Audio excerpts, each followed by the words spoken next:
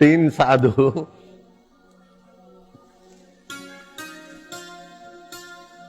यात्रा करते करते, चलो भाई अब गंगा किनारे तो खूब घूमे, चलो यमुना मैया के पास। तो यात्रा करते करते एक वृद्ध साधु ने कहा, भाई अब हमारे बस की ना है, हम तो यहाँ मैया की गोद में वृंदावन में ठहरे। अरे बाबा चलो, अब वो वृंदावन में आए, यमुना किनारे किनारे आगे चले।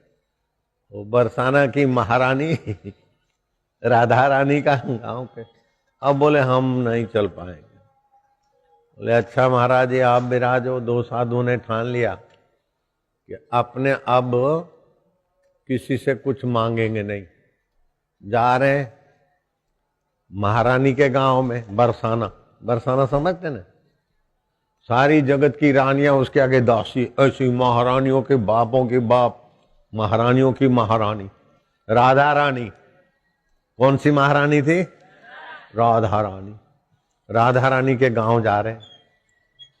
अब राधा रानी के गांव जा रहे हैं बरसाना जा रहे हैं राधा रानी के गांव। हम उसके तो मेहमान हैं, अब राधा रानी जाने, उसका काम जाने, हम तो मांगेंगे नहीं, जो मिल जाएगा खा लेंगे। चलते चलते रात को संध्या की आरती के आसपास पहुंचे। आरती वारती हुई, थोड़ा बहुत ऐसा मिलता है ना हाथ में, हाँक लो, और चरणामृत मिला, वो बाबा तो लेके रात को बरसाना के मंदिर का जो प्रांगण होता है उसमें सो गए। सो तो गए लेकिन खाली था पेट। चूहे कुश्ती खेल रहे, गुड़ गुड़ गुड़ गुड़। आउच।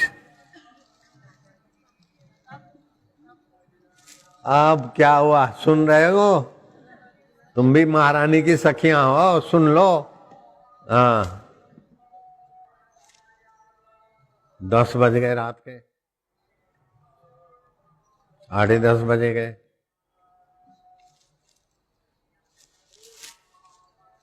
पुजारी लेटा न लेटा, पुजारी को डांट पड़ी। महारानी कह रहे कैसा पुजारी है तू, कैसी सेवा करता है? मेरे 2 मेहमान भूखे सोए हैं और तू खा पी के लेट गया, शर्म नहीं आती? जा जांच कर, 2 मेहमान भूखे हैं मेरे। पुजारी ने जांच की, भाई 2 कौन है मेहमान, कौन भूखे सो गए? जो 2 साधु लेटे थे हम तो पाके सोए, हम तो ढूंढते ढूंढते आए कि ये 2 मेहमान। बोले महाराज भूल हो गई, महारानी ने सपना दिया है आप उनके मेहमान हो। साधु एक दूसरे को कहने लगे कि हम तो मजाक में कहे थे और महारानी ने कैसा मान लिया और पुजारी को सपना दिया। महारानी बड़ा ख्याल रखते हो, मैया ओ मैया मैया। साधु जो ठहरे, प्रेम तो उनका स्वभाव होता है। मैया मैया वो लाया, जो महारानी को भोग लगा था, उत्सव था। फिर तो गुलाब जामुन, रबड़ी, बस भंडारा था टनाटन, समझ गए, टनाटन। साधुओं को दिया। महाराज भूल हो गई आप। साधु ने कहा कोई बात नहीं, हम तो भाई ऐसे फक्कड़ हैं। ओ साधु बाबा सुना करो, ये आपको पता ही नहीं, आपको पता ही नहीं चलता कि क्या होता है आपके लिए। चलता है आप लोगों को पता, आपको पता ही नहीं है। तो महारानी पता रखती है आप लोगों का, महाराजा भी पता रखता है आप लोगों का। आप समझ रहे? हम भी ऐसे कर अड़ जाते थे, फिर वो महाराजा हमारा ध्यान रखते थे। हम कुछ फेंक के बैठ जाते, जिसको गरज होएगी आएगा, सृष्टिकर्ता खुद लाएगा। और फिर देखो तो सृष्टिकर्ता कैसे कैसे लीला किए, आप सुनो तो दंग रह जाओगे।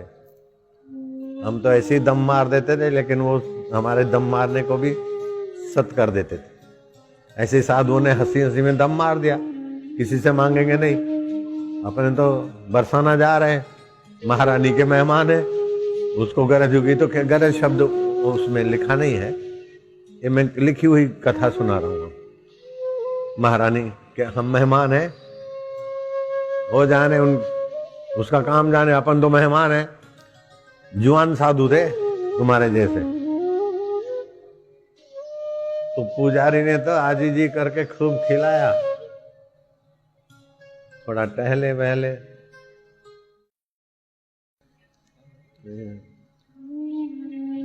हद हो गई। अपन तो रास्ते में बात की तो महारानी ने सुन ली। अरे भाई, महारानी की मंदिर में ही थोड़ी थोड़ी बैठी है, चैतन्य आत्मा है और उसकी वृत्ति महारानी है। इसी को तो राधा बोलते हैं, उल्टा दो तो धारा, राधा उल्टा दो तो धारा, चैतन्य की धारा। जैसे जल का तरंग, जल एक है, ऐसे राधा कृष्ण एक ही तो है। महाराजा महारानी, पुरुष और पुरुष की शक्ति। ऐसा थोड़े बोलते कि पुरुष का 200 रुपया तन पगार रोज का, और उसमें जो काम करने की शक्ति है उसका 300 रुपया, दोनों मिला के 500 रुपये देंगे। अरे पुरुष और पुरुष की शक्ति मिलाना जुलाना क्या, मिली मिलाई है। ऐसे राधा कृष्ण, शिव पार्वती, सीता राम, पुरुष प्रकृति, माया ब्रह्म, ये सब उसी के तो नाम कर दिए व्यवहार में। जैसे पुरुष आपकी शक्ति और आप अलग नहीं है, ऐसे ही ब्रह्म और ब्रह्म की लीला अलग नहीं है। तो लीला भी ब्रह्म स्वरूप ही है। स्वप्न देखते न तो चैतन्य आप, और स्वप्न की चीजें, स्वप्न की रेलगाड़ी और उसके लोहे के पहिए, वो भी तो वही बन जाता है।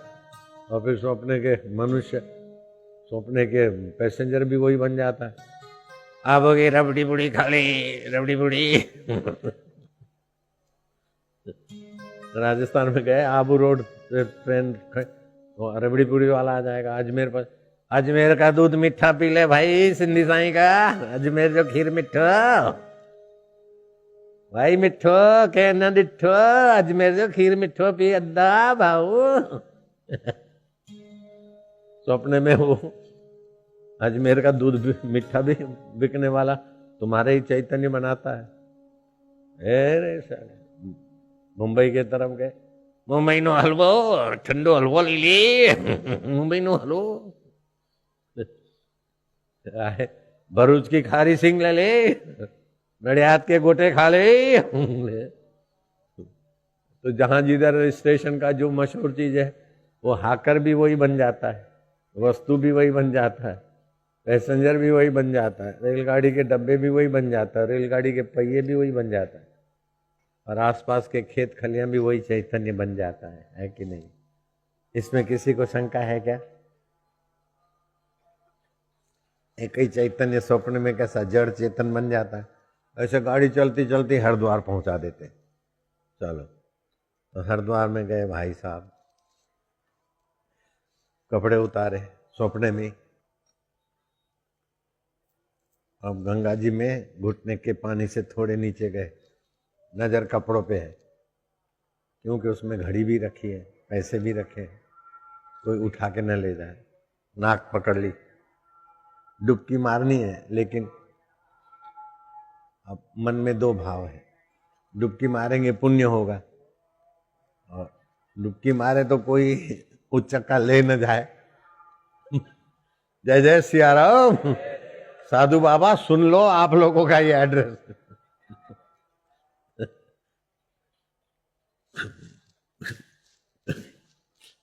देखा भी पढ़ा है, सामान पढ़ा है।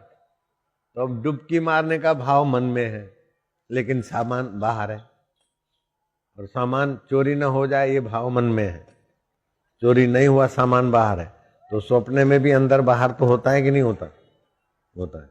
स्वप्ने में भी जड़ चेतन होता है कि नहीं होता? तो तुलसीदास जी की बात माननी पड़ेगी। जड़ चेतन जीव जग सकल राम महि जानी।